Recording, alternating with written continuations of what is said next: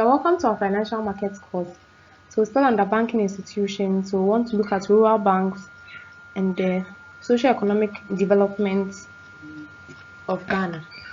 So, at the end of this session, you should be able to describe the historical circumstances that led to the development of rural banks, as well as explain the developmental role envisioned for rural banks and explain some of the challenges that rural banks have faced over the years.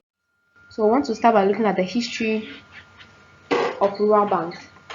So the 1970s witnessed an expansion in number of commercial activities. So these commercial activities of the banks catered for the needs of businesses at the time. The agricultural sector as well as other important sectors of the economy were not getting enough access to credit. The Agricultural Development Bank was set up with the requirement to reserve a specific portion of its loan portfolio for the agricultural sector. However, the bank's services were not enough to especially meet smallholder farmers as well as the fisher folks. And then so this meant that the smallholder farmers and the fisher folks could not access loans from commercial banks because they could not even afford the collateral requirements and the higher savings accounts balances that were required by the commercial banks.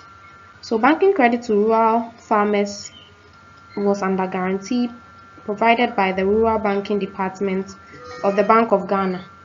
So the first rural bank was established in Nyakrom in the central region in 1976 by an association of farmers. So capital for the bank was provided by the farmers. And then later on, a second rural bank was established at Biriwa by a group of fishermen.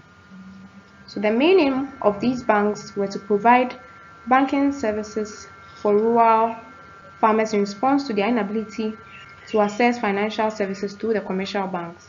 So the establishment of the Nyakrom and Biriwa rural banks led to other community establishments of banks. So other communities also took advantage of this opportunity to also create banking sectors to help support the farmers and the rural folk.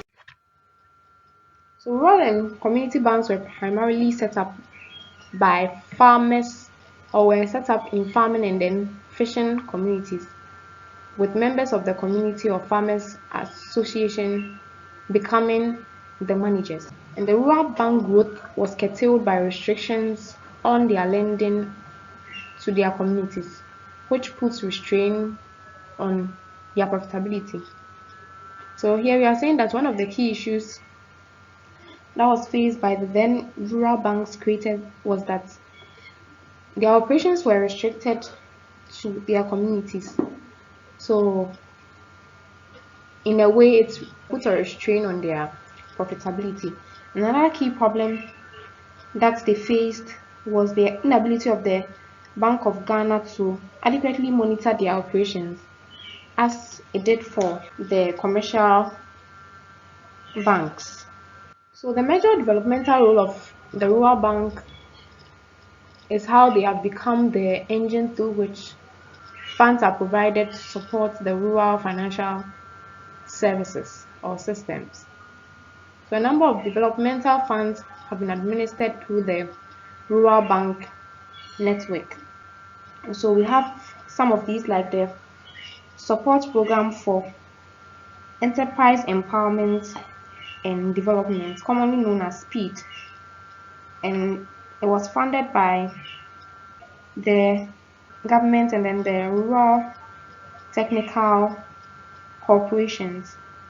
So SPEED provides funds for a lending or for lending activities and then the operations of their farmers. So the main motive of SPEED was to raise some capital to support farmers as well as the rural folks. It was said that rural banks also participated in the government's microfinance and then the small loan center programs. So rural and community banks significant developmental role is the expansion of the financial service in the rural economy. So rural banks provide majority of the banking services that universal banks provide to their customers. So rural banks specifically offer savings accounts and current accounts as well as fixed deposit accounts products through the ARB Apex banks. So through the ARB Apex banks, rural banks also offer money transfer services, and they also provide salary account services, and then they provide a limited loan product service to their customers as well. So rural and community banks provide salary loans, which is available to loan earners, microfinance loan, so loan to individuals in groups or loans to joint groups, and they also provide loans as well to individuals within the rural and then community rural settings. So other loan products offered by rural and community banks are the SUSU loans and then the commercial loans. So commercial loans are the loans to businesses in the rural economy, while the SUSU loans are the loans extended against the savings accounts with the rural banks. So with the SUSU loans, a customer becomes entitled to a loan after reaching a certain amount of saving, and then repayment schedules for rural bank loans along with microfinance line are done. Some are done daily, others weekly, which the universal banks do not do. So we are saying that with the rural banks, they offer a more flexible terms of operation in terms of the SUSU loan. So here we are saying that its customers can decide to contribute either daily, weekly, or based on any schedule that fits their work criteria.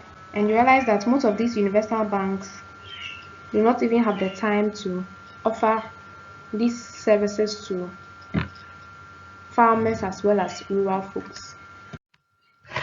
So all too soon we've come to the end of this session, and this session has provided the historical background of the development of the rural and community banks.